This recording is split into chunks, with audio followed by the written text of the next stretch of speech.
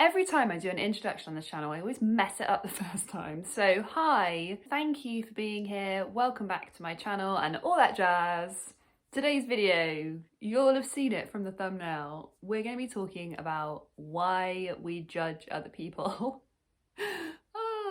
I feel like I say this with every video that I record, but this is a video that I've tried to record so many times and it's so difficult to get it to hit right. So you know it's just going to be a mess. It'll be my usual messy, rowdy self. If it's something you think you might want to watch, crack on. Here we go.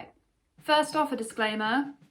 Funnily enough, in a video about why we judge other people, this is not a judgmental video. There's no judgment whatsoever.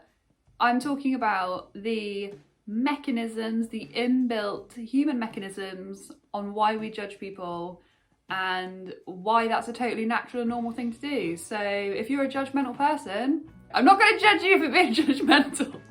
Oh my god, we're going around in circles. The fundamental process for a human being, as if in a body, is survival, right? Like we know this. There is the inbuilt survival situation where we have to survive. If we consider how we survive, and by this I think with humans it's better to look further back, but we can see it in nature with animals all the time.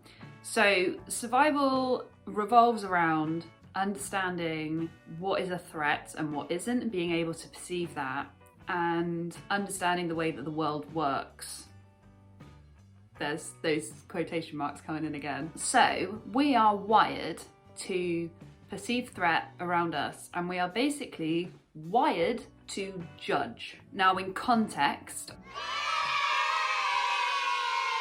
if you are going off hunting and you see a tree, you're programmed within your body to recognize that as a tree. You've seen one before, you know how they behave, you know it's not going to suddenly like pull its roots up out of the ground and go for a wander, and it means that you feel safe in how you interact with and around that in your environment. Now that's all well and good when it comes to things like understanding how trees work, when it comes to stuff like you see a saber-toothed tiger and you think holy crap and I need to run away. They're all inbuilt for survival.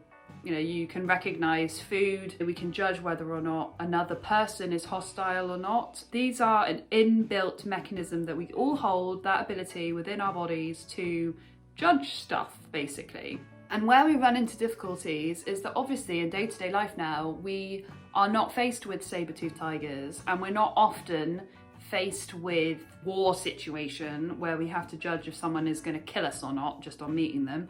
I say that usually because obviously there are some people that have very different ways of living than I do, certainly as a Western European woman. So although we are still obviously programmed to assess whether there is threat or whether we need to like jump into our survival response and all that kind of stuff, and that's all automatic, that automatically happens. The issue that we have is that our bodies and how we work and that wiring and that programming has not changed over time. So regardless of whether or not you are meeting a human being for the first time in a social situation, or whether you're meeting someone new at work, whether you're running into somebody on the bus or just coming across other human beings in day-to-day life, your body is still programmed to try and work out whether that person is a threat or not, basically. And how the body does that is obviously by referring back to the experiences that you've had throughout your life with other people that you've met. That's where it goes. And it goes deeper than that because it also goes into like generational stuff that may be inbuilt processing through your upbringing, through the influence of other people on you and all that kind of stuff, societal influence, everything all plays a part in how you perceive things in your now. So for example, if in the past you have met someone who perhaps acted in a way that you didn't particularly like, and then now you met someone who maybe looked very similar and seemed to exhibit similar mentality, similar attitudes, you may automatically think that that person's going to treat you the same way, and therefore your run the hell away response, which is obviously flight or fight, will come into it, and it may well get your back up and you may well feel threatened by that person. Now that's a survival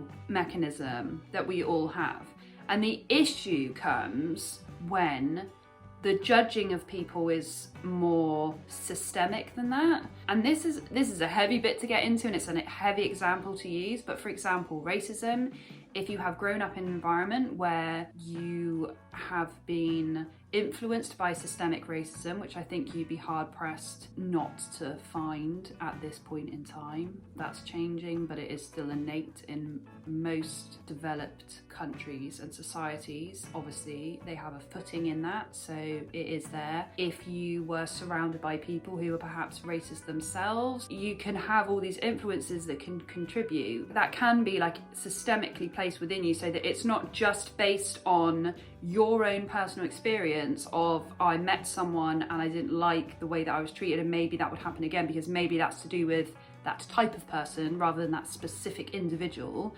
And I think if you've been surrounded by that either systemically or through influence or environmentally or culturally or any number of areas where that may exist, you know, if you're surrounded with it in the media, for example, potentially you have a habit of grouping everyone together, believing that the masses represent that individual that you may have met, and then that's resulting in that judgmental behaviour. And I have used race as an example there because at the moment that is so prevalent in our society, but you can apply it to anything. You know, you can apply it to judging people who look differently than you do in any way, shape or form, who act differently than you do in any way, shape or form.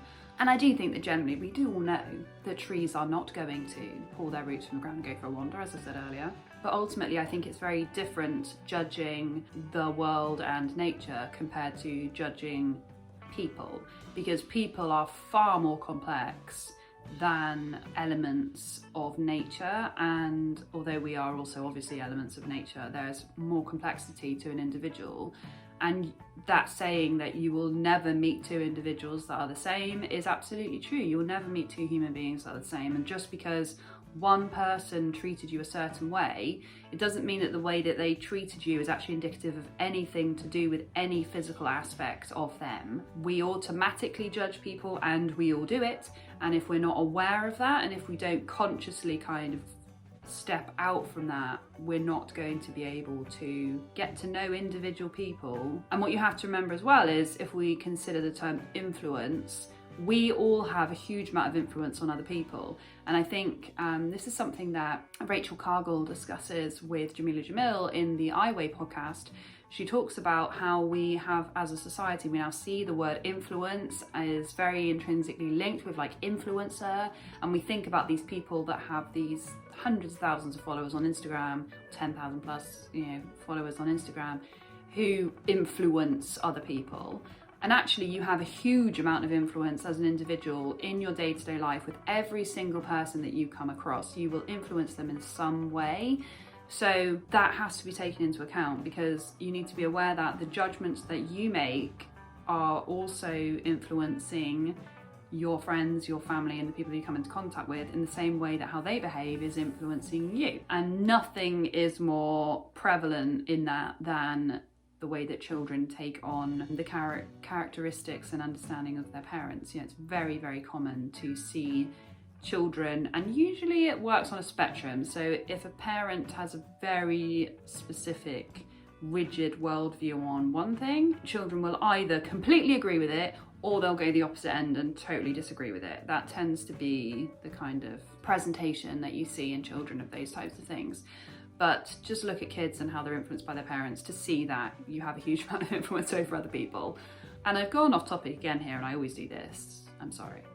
But I guess the point of this video was to explain a bit about why that's an innate part of being human, to judge other people. There's no shame around it, because it is a natural human process. It's part of our survival instincts to make judgment calls about the people and things and elements that we come into contact with every day. That's just part of who we are as human beings.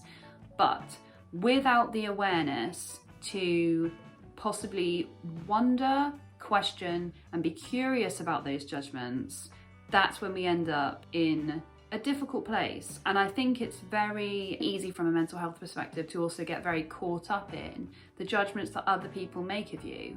And I think if you understand that everybody makes a judgment, they're gonna do it anyway, because it's a natural part of being human.